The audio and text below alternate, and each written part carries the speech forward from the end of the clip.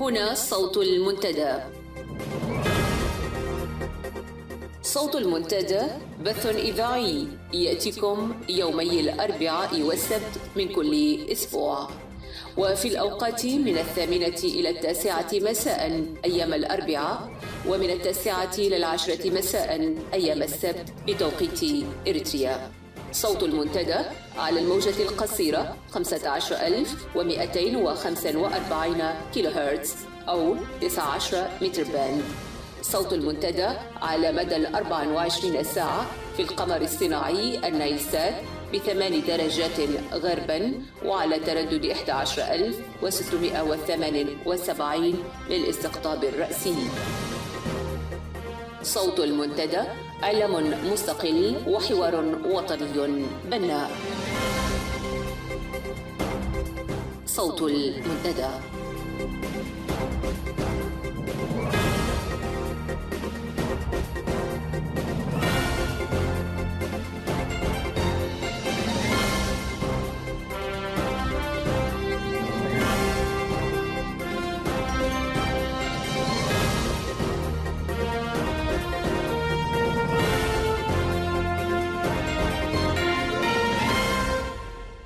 السلام عليكم ورحمة الله، وأهلا ومرحبا بكم مستمعي ومستمعات صوت المنتدى داخل الوطن وخارجه.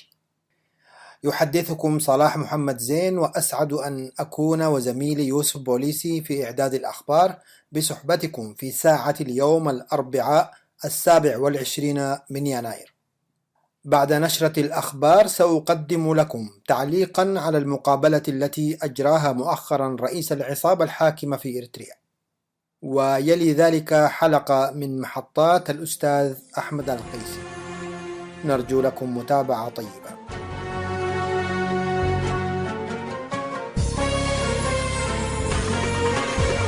يا سجان اتكسر جيدك، سنازينك لامت بيدك. يا سجان اتكسر جيدك، سنازينك لامت بيدك. واسوارك واسلاك الشارك، دلك عارك هي تزيدك. يا سجان اتكسر جيدك، يا سجان اتكسر جيدك، سنازينك لامت بيدك. واسوارك واسلاك الشوك، ذلك عارك هي تزيدك.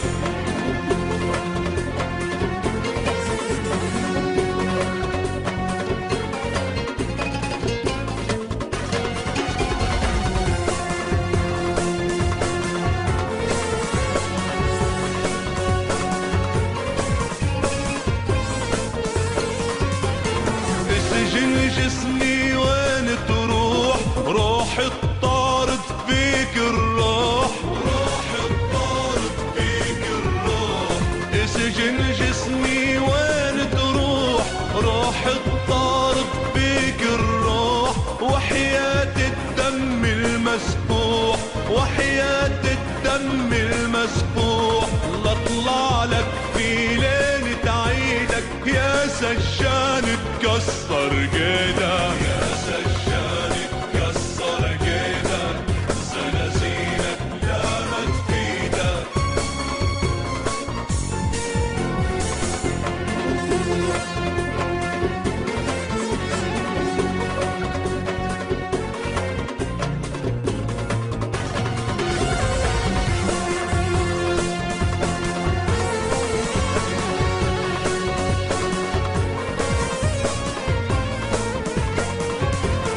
سجاني واهم إن فكر إن عزيمة رح تتكسر، إن عزيمة رح تتكسر. سجاني واهم إن فكر إن عزيمة رح تتكسر.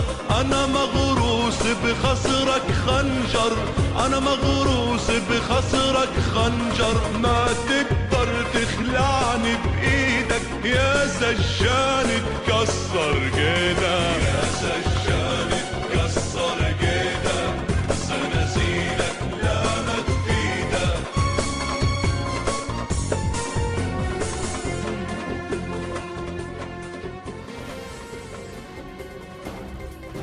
صوت المنتدى.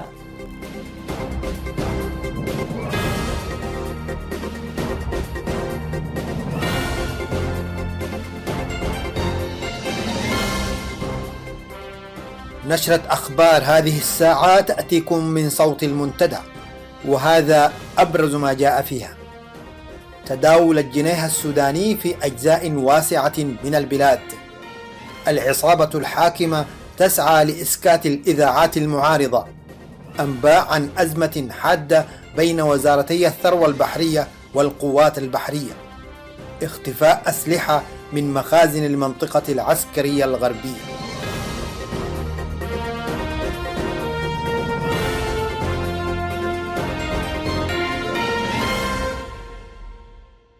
إلى تفاصيل الأخبار.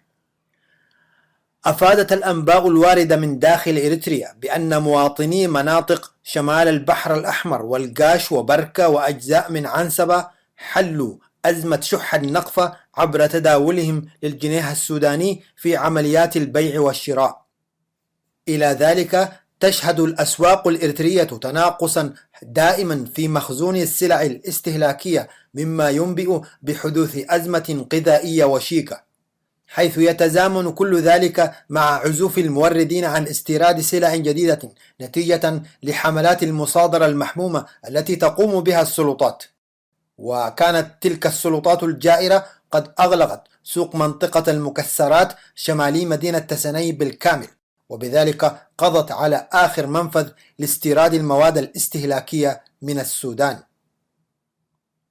أقدمت السلطات الأمنية بمديرية تسني على اعتقال عدد من كبار تجار المديرية على خلفية مشادات حدثت بين التجار وفرع إدارة الضرائب بمدينة تسني، حيث فرضت ضرائب باهظة جدا دفعت التجار على الاحتجاج واتهام إدارة الضرائب بأنها تلاحق التجار بعسف وترصد واستهداف.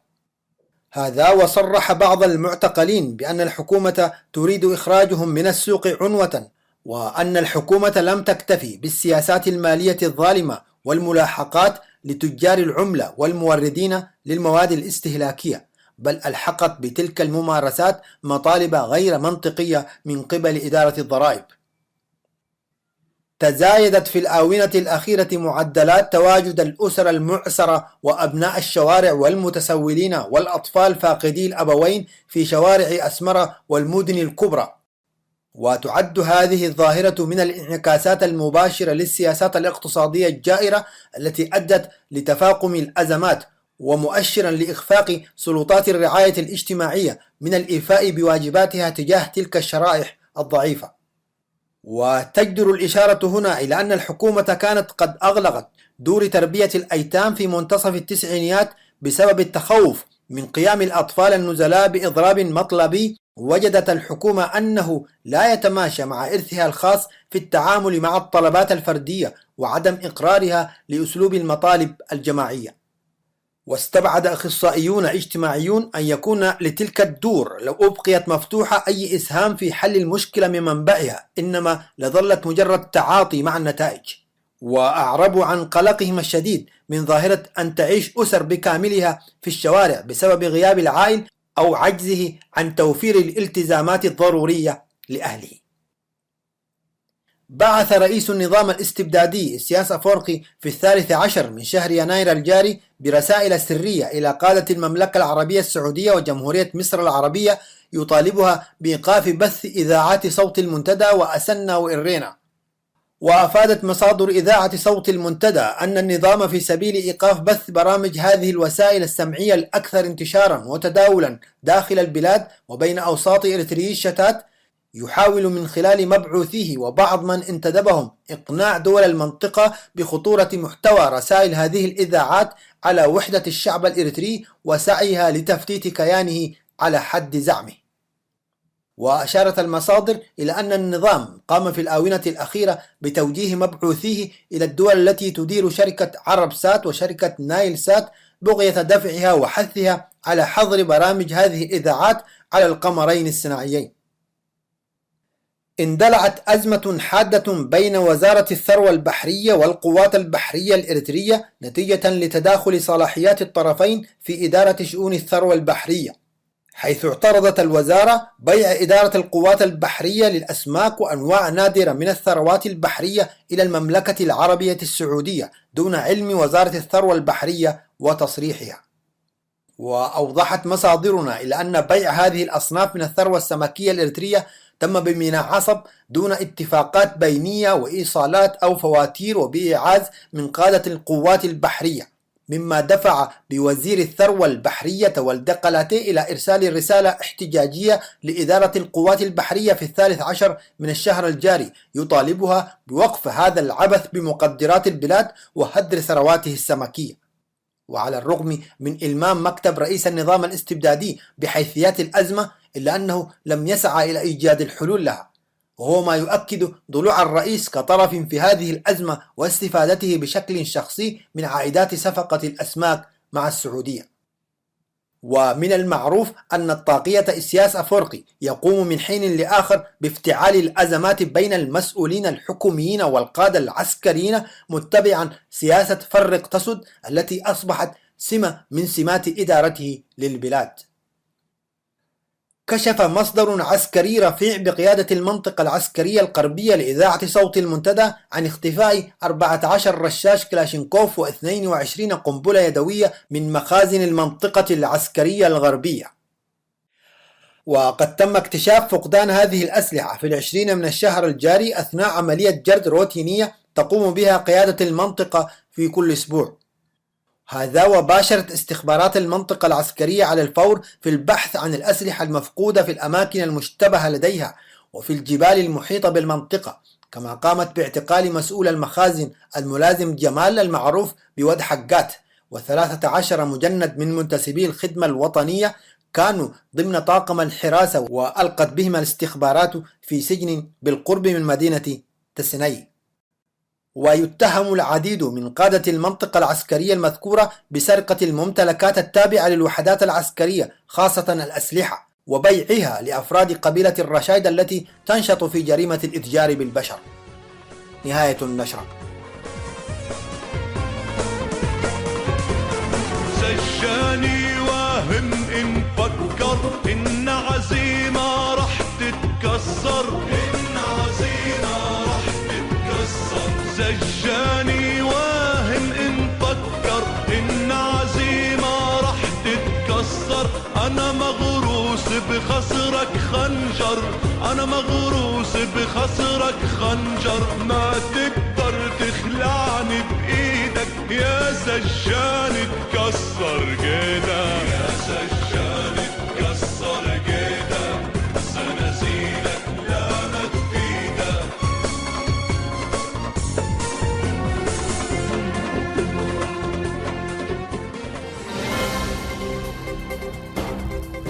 صوت المنتدى.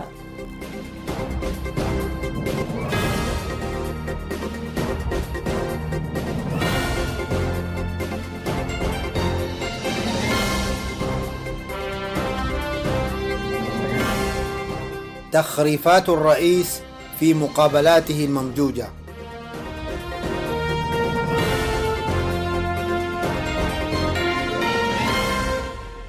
عاد رأس النظام في نهاية الأسبوع الماضي ليبث تخريفاته عبر الفضائية الإريترية ضمن لقائه الذي اختار له أن يتزامن مع ذكرى عملية فورتو الجسورة، ليتبجح بإنجازات وهمية ووعود مكررة وممجوجة أصبحت من السمات المألوفة في خطاباته ولقاءاته التي لم تعد تسر أحدا حتى أتباعه، ولن تجد من المواطنين إلا المزيد من الاستهجان.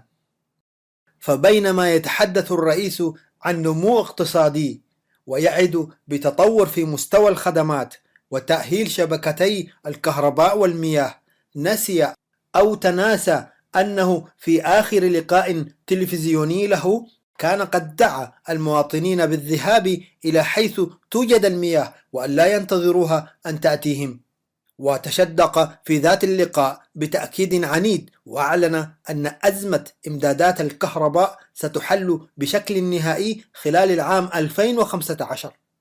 ومضى العام ولم تحل أي أزمة، بل تحلل الرئيس عن الوعود القديمة ليأتي بذات الوعود في آنية جديدة.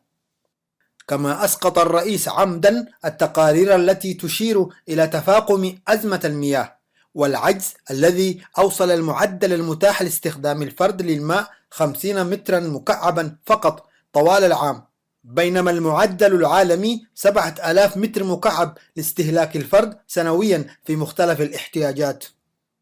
تحدث الرئيس أيضا للمرة 100 بعد المليون عن أن عشرات السنين ليست كثيرة في عمر الشعوب وفي مسيرة بناء الدول، وتجاهل أنه جلس ربع قرن على صدر الوطن المكلوم، وكانت كل سنة فيه خصما على مسيرة تطور وإهدارا لعمر الشعب الإريتري. وها هو يتكلم كأنه خبير أجنبي أو أكاديمي جاء لتشخيص الحالة، وليس كسياسي كان ولا يزال المسؤول الأول والأوحد عن واقع التردي الشامل في إريتريا. ثم يأتي ليتحدث عن نمو اقتصادي تشهده البلاد، بينما الواقع الفعلي يؤكد أن إريتريا تعيش الآن في حالة ركود اقتصادي بسبب شح النقود وعدم تداولها بالكم المطلوب، وهو شح رافقه تضخم وارتفاع في الأسعار، وهي حالة شاذة ومفتعلة، لأنه نظريا يصعب الجمع بين الركود والتضخم، ولم يحدث أي نمو في معدلات الدخل ولا في الإنتاج، ولم يطرأ أي تطور في مستوى الخدمات. إذن هي حالة مصطنعة لأنها لم تكن نتاج لعملية اقتصادية حقيقية، فكل ما حدث هو أن أصدرت حكومة مغامرة قرارا تعسفيا أدى لتكديس كل الأموال في البنوك التابعة لها، ومن ثم تحكمت في الدفع للمواطنين من أموالهم بأقساط أقل من حوجة السوق لإتمام عملية التداول النقدي. توقف الإنتاج الزراعي والصناعي والأنشطة التجارية والخدمية، ولم يزل الرئيس يتحدث عن تحقيق الأمن الغذائي، وعن إريتريا لم تصل لحد الخوف من مهددات نقص الغذاء. كيف وأين ومتى؟ لا أحد يعرف غير السيد الرئيس.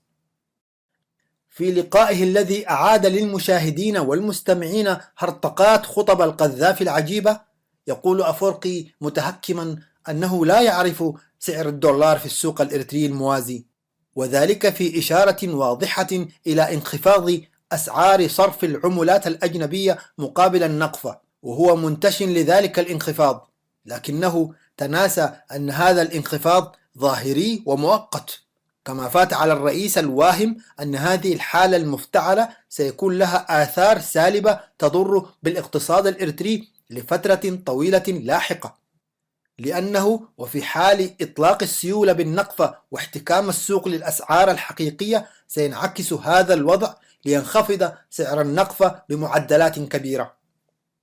ولأننا تجاوزنا مرحلة طرح الأسئلة المستفسرة عن ما إذا كانت هذه الطغمة تسعى حقا لمصلحة المواطن أم لا، وبوصولنا إلى إجابات قاطعة من واقع الحال، عليه سيكون السؤال: كيف يمكن تجنب التأثيرات والنتائج الكارثية لقرار استبدال طبعة النقفة غير محسوب العواقب من الناحية الاقتصادية؟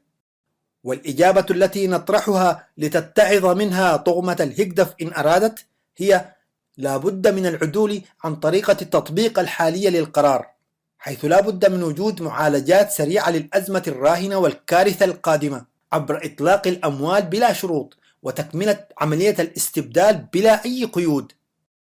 وهذه الإجابة ليست مجانية من ناحيتنا، فنحن نعارض نظام الفرد الأحادي النظرة الاستبدادي السلطة، لكن لا نعارض الوطن والشعب الإريتري، وما يضير شعبنا بلا شك يضيرنا.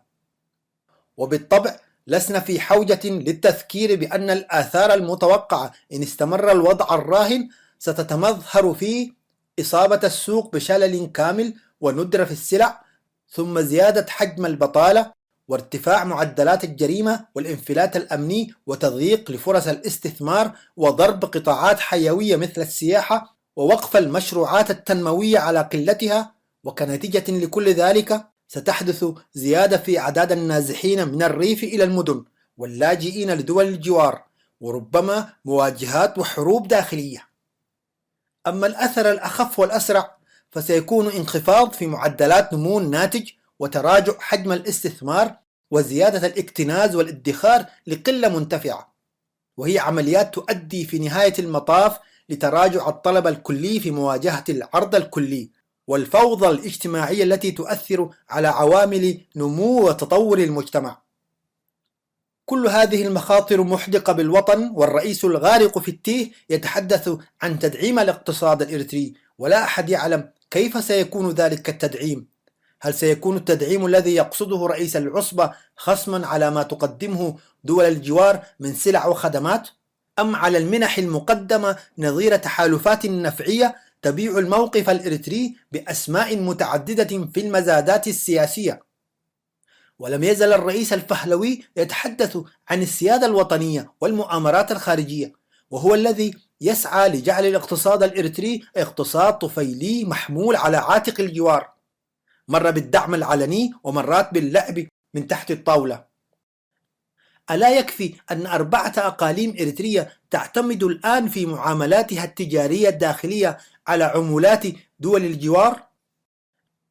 تبقت 4 أشهر فقط على انقضاء السنة 25 منذ جلاء المحتل الإثيوبي، والرئيس الأول لإريتريا المستقلة لم يزل يحاول بيع العطر القديم في قوارير جديدة، يلوح بمحفزات ومغريات لمن تبقى في الداخل، تارة بإيجاد حلول لأزمة السكن، وتارة بتحسين الرواتب وشروط الخدمة وضبط سجلاتها، ورفع حجم الإنفاق الحكومي على الخدمات ومحاربة الفساد، وإعادة كتابة الدستور وما إليه من جواذب الرأي العام المساند.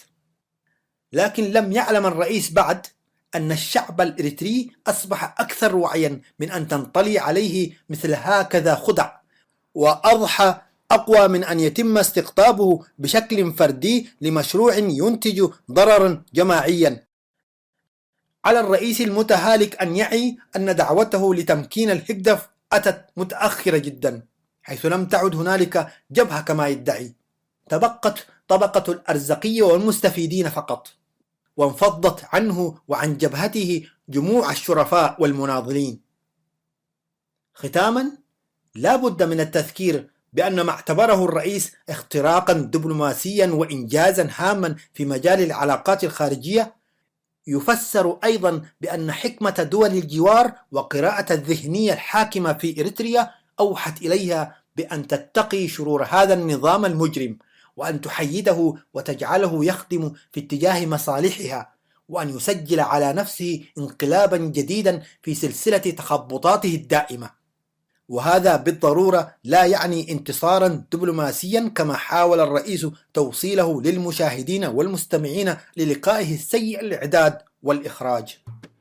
ودمتم دمس غهابا دلاي فتحي إلقى مرحبا. دمس غهابا دمس غهابا دلاي فتحي إلقى مرحبا. دمس غهابا دمس غهابا دلاي فتحي إلقى مرحبا. دمس غهابا دمس غهابا دلاي فتحي إلقى مرحبا. دمس غهابا دمس غهابا دلاي فتحي إلقى مرحبا. دمس غهابا دمس غهابا دلاي فتحي إلقى مرحبا. دمس غهابا هو نحر النت هو ذنبي نبر النت ذنبي. هو نحر النت هو ذنبي نبر النت ذنبي. هو نحر النت هو ذنبي نبر النت ذنبي. هو نحر النت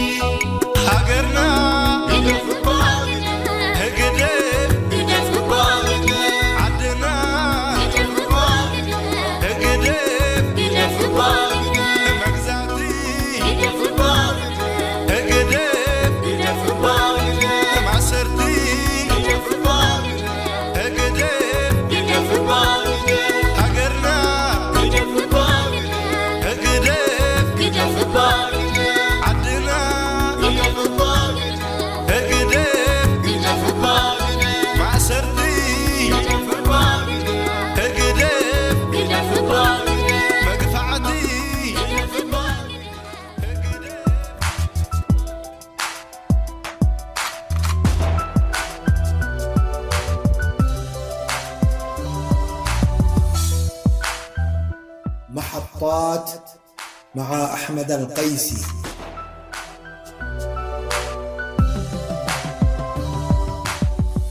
محطات برنامج يقف على أهم الأحداث التاريخية والآنية.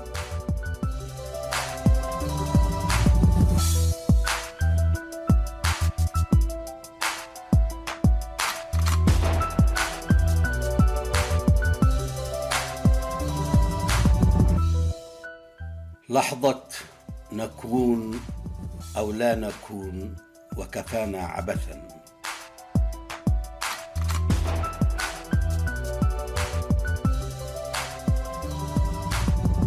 ما يحدث في الساحة الإريترية سياسيا والمتغيرات الخطيرة والمتسارعة التي تحملها تدعو الجميع إلى التوقف والتأمل والقراءة الصحيحة.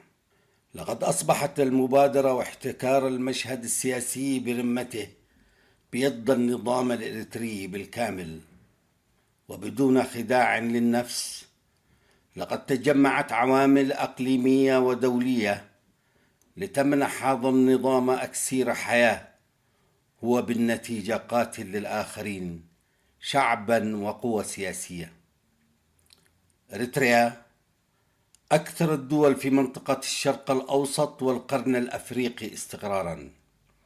شعب برغم معاناته الشديدة لم يعد يقوى في الاستمرار في تقديم قرابين الضحايا حتى يجد في النهاية من يقوم بسرقتها كما حدث في حرب التحرير. نقولها صراحة، في هذه اللحظة التاريخية الحالة السياسية الإريترية أدخلت الشعب الإريتري في حالة من الغيبوبة، وخيار وحيد ومتاح هو الهروب ولا غير.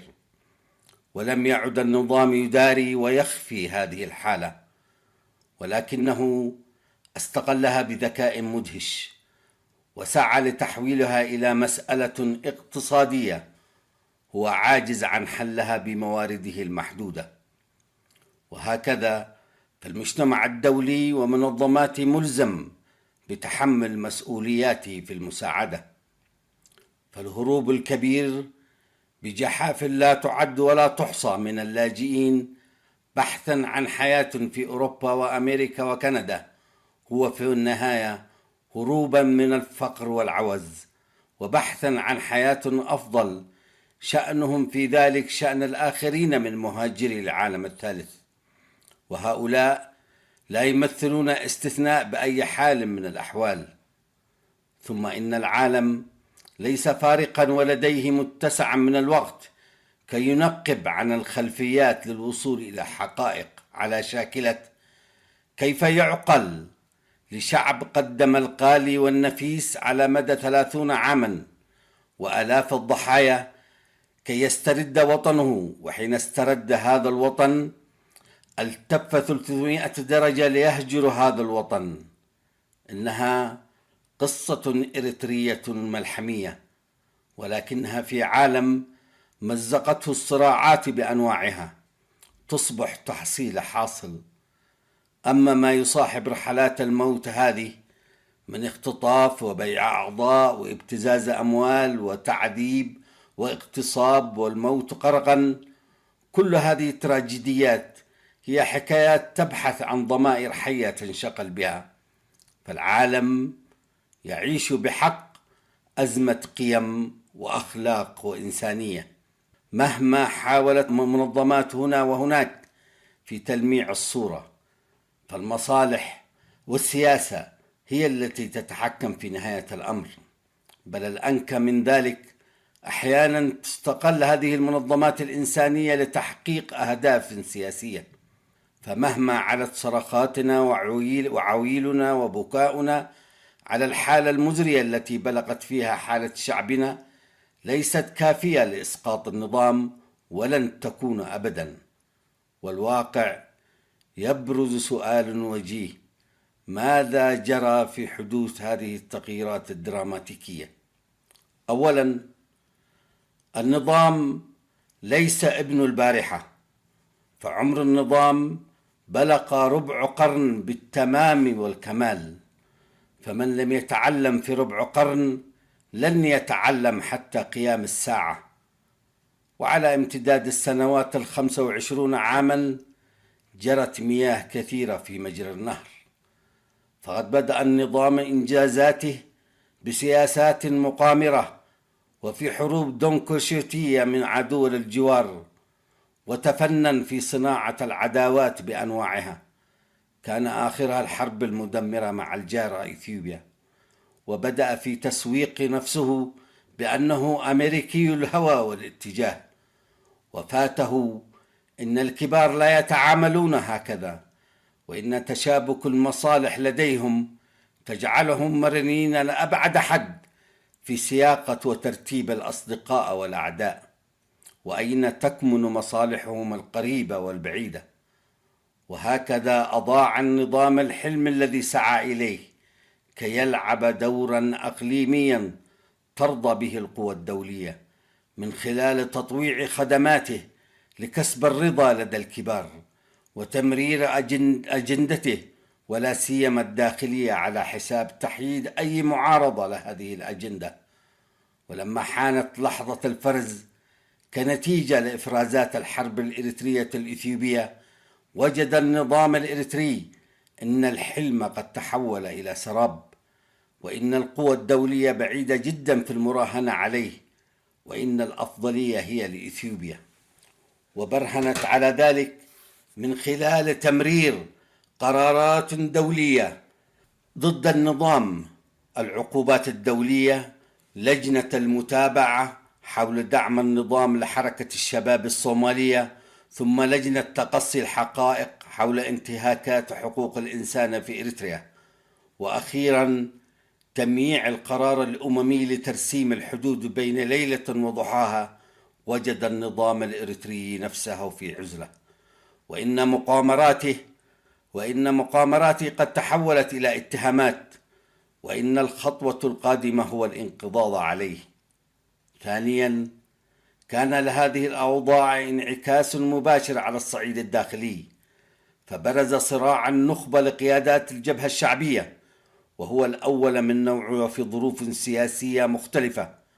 وللحقيقة والتاريخ كان هذا التحدي الأول للنظام وديكتاتورية النظام. والواقع أن هذه الحركة، والتي عرفت بحركة مجموعة 15 أو G15، قد استندت في معارضتها للسلطة على مستمسكات واقعية تدين النظام ورأس النظام، تحديدا حول مسؤولية الهزيمة أمام إثيوبيا والكيفية التي أدار بها رأس النظام لهذا الصراع. والملفت أن الحركة بدأت في تصعيد الصراع من خلال فتح ملفات سياسية عاشت زمنا كقضايا مسكوت عنها في تاريخ الجبهة الشعبية. وللأمانة التاريخية أن هذه الحركة كان يمكن لها ومن خلالها بزوق فجر جديد لتحديد مستقبل إريتريا، إذ كانت تمثل الأداة في فتح باب الولوج للآخرين للمشاركة في الحياة السياسية التي حاولت الجبهة الشعبية إقلاقه في وجههم.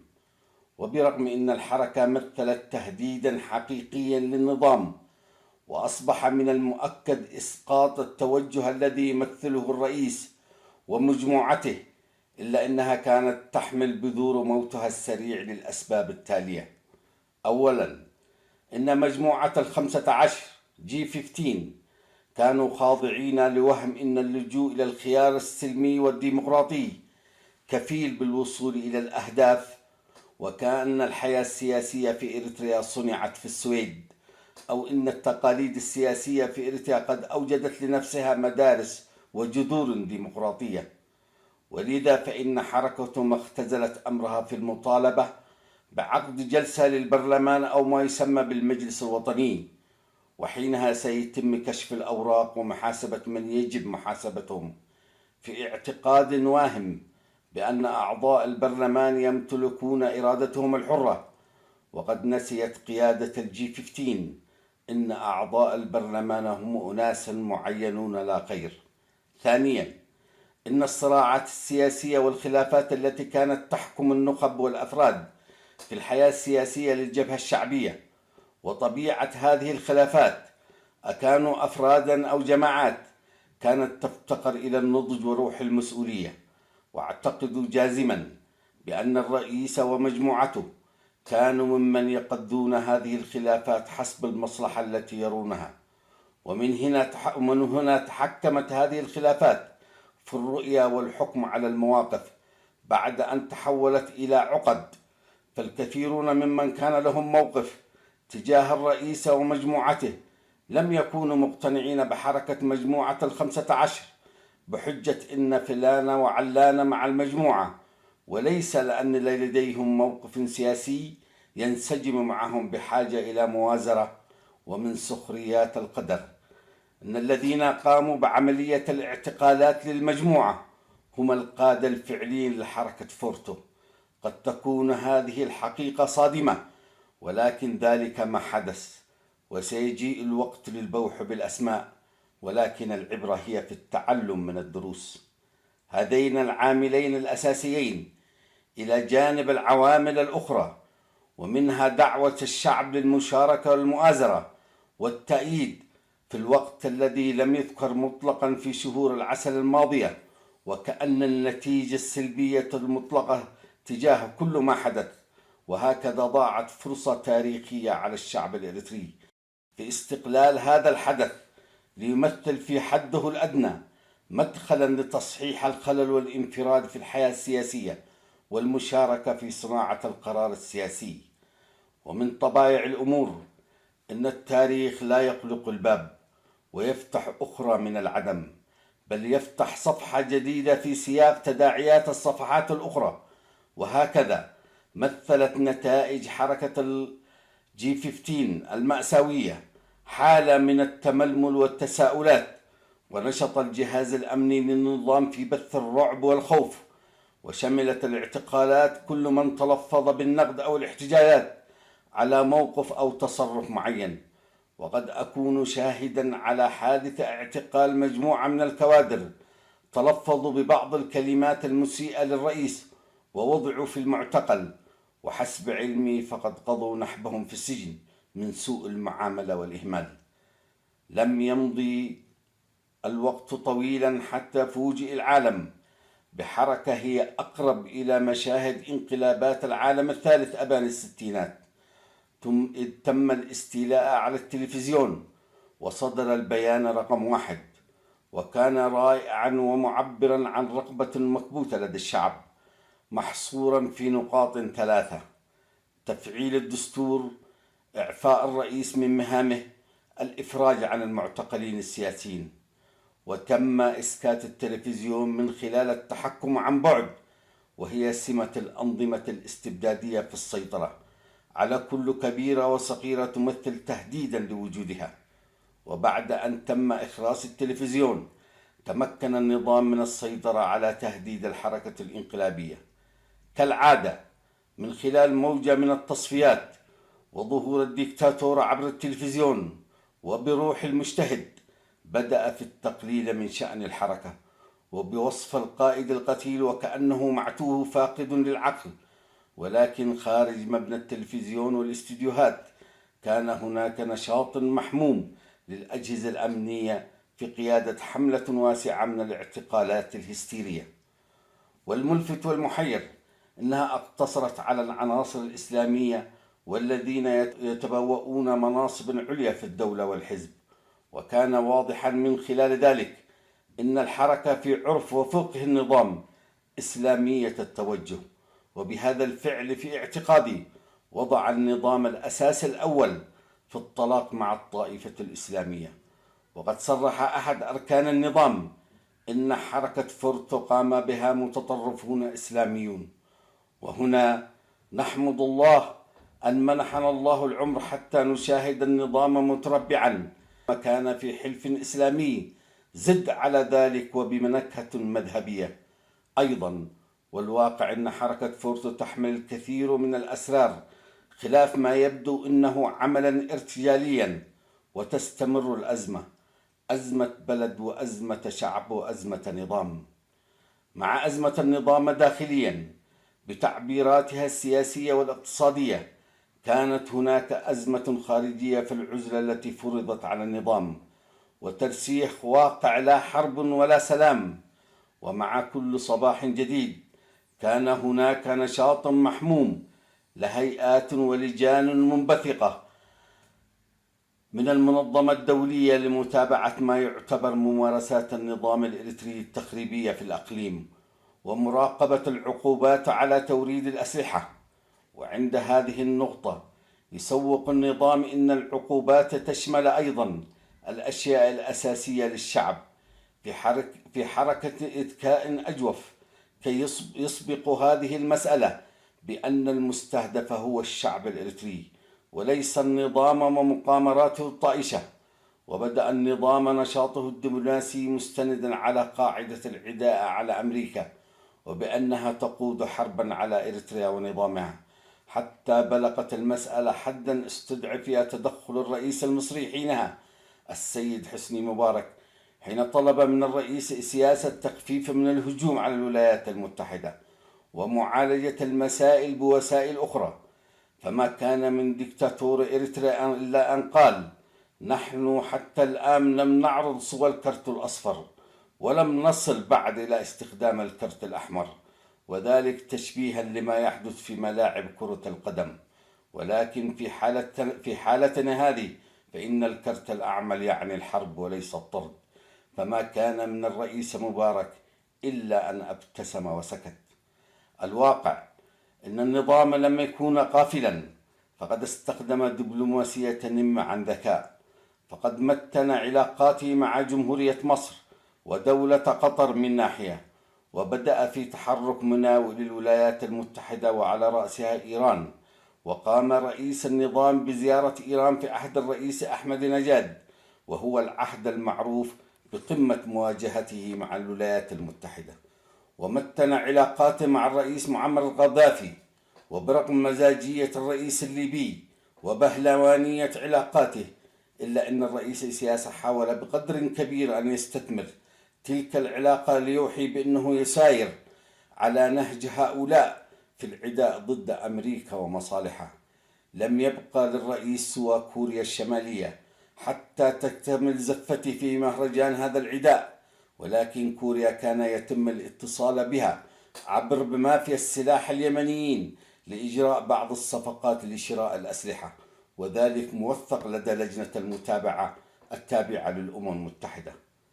كانت قطر وجمهورية مصر النافذة للإطلال على الأمريكيين، ويتم من خلالهم إيصال الرسائل واستقبال المطالب وجس نبض الطرف الأمريكي. ويبدو رغم هذا الجهد وتعاون هذه الدول إلا أن الآذان الأمريكية كانت صماء إلى حد بعيد، متمسكين بإخضاع النظام. أما إيران فقد تم تشغيل الآلة الخفية عبر سفاراته في بعض الدول العربية بتمرير أخبار كاذبة لبعض الصحف في منطقة الشرق الأوسط بأن هناك اتفاق بين إريتريا وإيران باستخدام ميناء عصب كمقر الأسطول الإيراني في البحر الأحمر وخليج عدن. بينما واقع الأمر إن الموضوع الذي طرح للإيرانيين كان يتعلق بمصفاة تكرير البترول في عصب. في خضم حرب الأخبار والمعلومات المشوشة بدأنا نسمع عن قرائب الأمور بما لا يتسق مع المنطق، كمثال عن قاعدة إيرانية وإلى جانبها قاعدة إسرائيلية. وشخصيا لا أعتقد أن النظام كان بعيدا في تمرير هذه الإشاعات، هذا إلى جانب بلادة الإعلام العربي في تلقفه هذه الأنواع من الأخبار والإثارة التي تحملها، ولكنها في المحصلة كانت تخدم النظام الإريتري. إن الطابع السوقي للدبلوماسية التي اعتمدها النظام بالانعطاف بشكل حاد نحو إيران وليبيا القذافي ومد جسور نحو روسيا كرد فعل على موقف الولايات المتحدة والدول الغربية. وها هو نفس النظام اليوم ينعطف 180 درجة باتجاه معاكس بعد أن تهيأ المناخ لهذا الانعطاف بقيام القذافي بصورة تراجيدية. وما وفرته الحرب في اليمن من سياقة جديدة للتحالفات التي فرضتها هذه الحرب، وبحكم الواقع الجغرافي والتداخل البشري بين اليمن وإريتريا أصبح الدولة الإريتري مطلوبا وملحا في دعم عمليات التحالف وتوفير المطارات والموانئ الساحلية لخدمة عمليات التحالف، بل إمكانية المشاركة الفعلية. لم يضيع النظام الفرصة التي هبطت من السماء، ولم يراعي ما يمكن أن يحدث مستقبلا في علاقة البلدين، سيما مع الجهل التام بحقائق الأزمة اليمنية وطبيعة وخلفيات هذا الصراع. جل ما فكر فيه النظام هو كيفية استثمار هذه الأحداث والتطورات. وتوجه رئيس النظام في جولة مكوكية العربية السعودية والخليج بعد قطيعة دامت سنوات، وتسارعت الأمور وتناقلت الأخبار عن التسهيلات الممنوحة لقوات التحالف في المطارات والموانئ الإريترية، بل والمشاركة الفعلية في العمليات العسكرية، سيما في معارك باب المندم وجزيرة حنيش. وبغض النظر عن المشاركة وحجمها، يبرز السؤال المهم والأساسي: ما هي الدوافع الأساسية للنظام في السعي بصورة محمومة للمشاركة في حرب ليس للشعب الإريتري ناقة ولا جمل فيها، بل والأنكى من ذلك أن يعلن النظام انضمامه للحلف العسكري الإسلامي لمحاربة الإرهاب؟ في اعتقادي بديهيا ليس هناك من نظام في هذا العالم يقف ويعلن إنه مع الإرهاب. المشكلة تكمن في مفهوم تعريف الإرهاب. هذه العقدة وهذا الالتباس أدى بالضرورة إلى تطويع مسألة محاربة الإرهاب لأغراض خارج السياق الحقيقي، بحيث طوعت هذه المحاربة لخدمة أجندات سياسية لأنظمة وقوى سياسية. وهذه هي علة هذا العالم ومشكلته.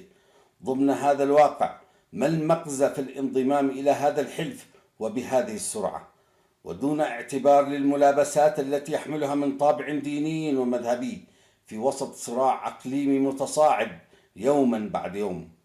لقد طلب من الأردن تقديم قائمة حول تصوره للمنظمات الإرهابية. القريب أن الأردن قدم قائمة ب130 منظمة إرهابية، هكذا وببساطة. إذن ماذا سيقدم النظام الإريتري حول ما يعتقده من منظمات إرهابية؟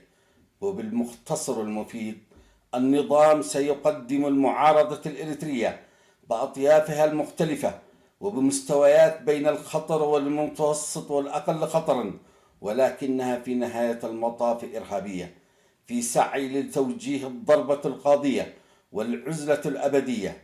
هذا هو المغزى الحقيقي للمشاركة والانضمام إلى الحلف. ثم تأتي بقية الأمنيات تباعا: التقرب للولايات المتحدة، وفي النهاية الحصول على الدعم الاقتصادي والمالي. نحن أمام مرحلة دقيقة وظروف سياسية تصنع واقعا جديدا تضع معارضتنا في محك حقيقي ودقيق.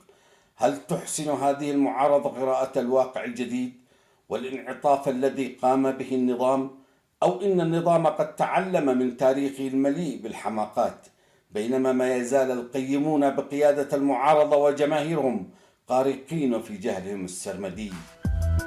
لكم التحية، وإلى حلقة قادمة. أحمد القيسي.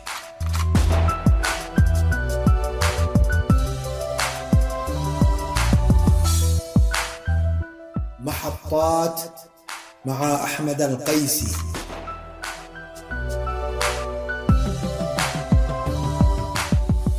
محطات برنامج يقف على أهم الأحداث التاريخية والآنية.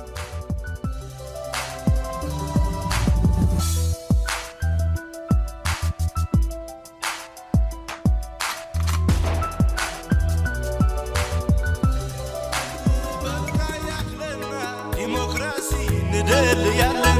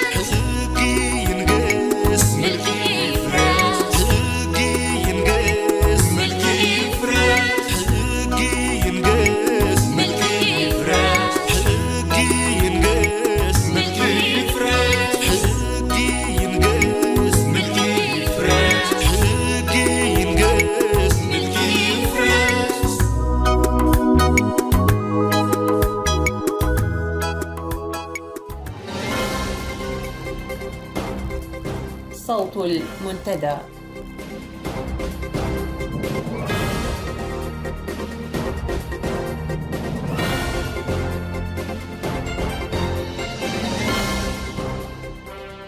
نشرة أخبار هذه الساعة تأتيكم من صوت المنتدى، وهذا أبرز ما جاء فيها: تداول الجنيه السوداني في أجزاء واسعة من البلاد، العصابة الحاكمة تسعى لإسكات الإذاعات المعارضة، أنباء عن أزمة حادة بين وزارتي الثروة البحرية والقوات البحرية، اختفاء أسلحة من مخازن المنطقة العسكرية الغربية.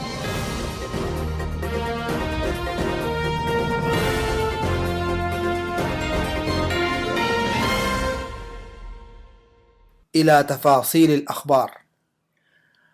أفادت الأنباء الواردة من داخل إريتريا بأن مواطني مناطق شمال البحر الأحمر والقاش وبركة وأجزاء من عنسبة حلوا أزمة شح النقفة عبر تداولهم للجنيه السوداني في عمليات البيع والشراء. إلى ذلك تشهد الأسواق الإريترية تناقصا دائما في مخزون السلع الاستهلاكية، مما ينبئ بحدوث أزمة غذائية وشيكة، حيث يتزامن كل ذلك مع عزوف الموردين عن استيراد سلع جديدة نتيجة لحملات المصادرة المحمومة التي تقوم بها السلطات. وكانت تلك السلطات الجائرة قد أغلقت سوق منطقة المكسرات شمالي مدينة تسني بالكامل، وبذلك قضت على آخر منفذ لاستيراد المواد الاستهلاكية من السودان. أقدمت السلطات الأمنية بمديرية تسني على اعتقال عدد من كبار تجار المديرية على خلفية مشادات حدثت بين التجار وفرع إدارة الضرائب بمدينة تسني، حيث فرضت ضرائب باهظة جدا دفعت التجار على الاحتجاج واتهام إدارة الضرائب بأنها تلاحق التجار بعسف وترصد واستهداف. هذا وصرح بعض المعتقلين بأن الحكومة تريد إخراجهم من السوق عنوة، وأن الحكومة لم تكتفي بالسياسات المالية الظالمة والملاحقات لتجار العملة والموردين للمواد الاستهلاكية، بل ألحقت بتلك الممارسات مطالب غير منطقية من قبل إدارة الضرائب. تزايدت في الآونة الأخيرة معدلات تواجد الأسر المعسرة وأبناء الشوارع والمتسولين والأطفال فاقدي الأبوين في شوارع أسمرة والمدن الكبرى، وتعد هذه الظاهرة من الانعكاسات المباشرة للسياسات الاقتصادية الجائرة التي أدت لتفاقم الأزمات، ومؤشرا لإخفاق سلطات الرعاية الاجتماعية من الإيفاء بواجباتها تجاه تلك الشرائح الضعيفة. وتجدر الإشارة هنا إلى أن الحكومة كانت قد أغلقت دور تربية الأيتام في منتصف التسعينيات بسبب التخوف من قيام الأطفال النزلاء بإضراب مطلبي. وجدت الحكومة أنه لا يتماشى مع إرثها الخاص في التعامل مع الطلبات الفردية وعدم إقرارها لأسلوب المطالب الجماعية. واستبعد أخصائيون اجتماعيون أن يكون لتلك الدور لو أبقيت مفتوحة أي إسهام في حل المشكلة من منبعها، إنما لظلت مجرد تعاطي مع النتائج. وأعربوا عن قلقهم الشديد من ظاهرة أن تعيش أسر بكاملها في الشوارع بسبب غياب العائل أو عجزه عن توفير الالتزامات الضرورية لأهله. بعث رئيس النظام الاستبدادي إسياس أفورقي في 13 من شهر يناير الجاري برسائل سرية إلى قادة المملكة العربية السعودية وجمهورية مصر العربية يطالبها بإيقاف بث إذاعات صوت المنتدى وأسنا وإرينا.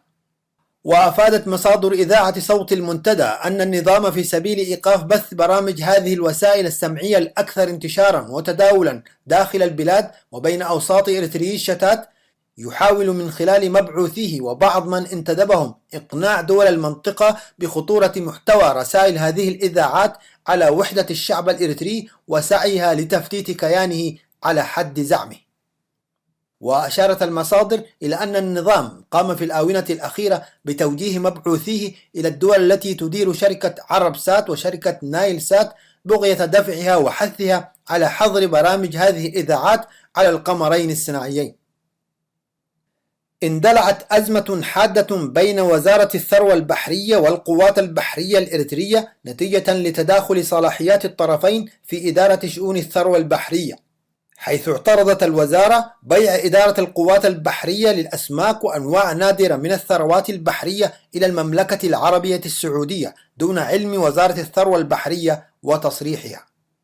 وأوضحت مصادرنا إلى أن بيع هذه الأصناف من الثروة السمكية الإريترية تم بميناء عصب دون اتفاقات بينية وإيصالات أو فواتير وبإيعاز من قادة القوات البحرية، مما دفع بوزير الثروة البحرية والد قلاتي إلى إرسال رسالة احتجاجية لإدارة القوات البحرية في 13 من الشهر الجاري يطالبها بوقف هذا العبث بمقدرات البلاد وهدر ثرواته السمكية. وعلى الرغم من إلمام مكتب رئيس النظام الاستبدادي بحيثيات الأزمة إلا أنه لم يسعى إلى إيجاد الحلول لها، وهو ما يؤكد ضلوع الرئيس كطرف في هذه الأزمة واستفادته بشكل شخصي من عائدات صفقة الأسماك مع السعودية. ومن المعروف أن الطاقية إسياس أفورقي يقوم من حين لآخر بافتعال الأزمات بين المسؤولين الحكوميين والقادة العسكريين متبعا سياسة فرق تسد التي أصبحت سمة من سمات إدارته للبلاد. كشف مصدر عسكري رفيع بقيادة المنطقة العسكرية الغربية لإذاعة صوت المنتدى عن اختفاء 14 رشاش كلاشينكوف و22 قنبلة يدوية من مخازن المنطقة العسكرية الغربية. وقد تم اكتشاف فقدان هذه الأسلحة في 20 من الشهر الجاري أثناء عملية جرد روتينية تقوم بها قيادة المنطقة في كل أسبوع. هذا وباشرت استخبارات المنطقة العسكرية على الفور في البحث عن الأسلحة المفقودة في الأماكن المشتبه لديها وفي الجبال المحيطة بالمنطقة، كما قامت باعتقال مسؤول المخازن الملازم جمال المعروف بود حقات و13 مجند من منتسبي الخدمة الوطنية كانوا ضمن طاقم الحراسة، وألقت بهم الاستخبارات في سجن بالقرب من مدينة تسني. ويتهم العديد من قادة المنطقة العسكرية المذكورة بسرقة الممتلكات التابعة للوحدات العسكرية خاصة الأسلحة وبيعها لأفراد قبيلة الرشايد التي تنشط في جريمة الإتجار بالبشر.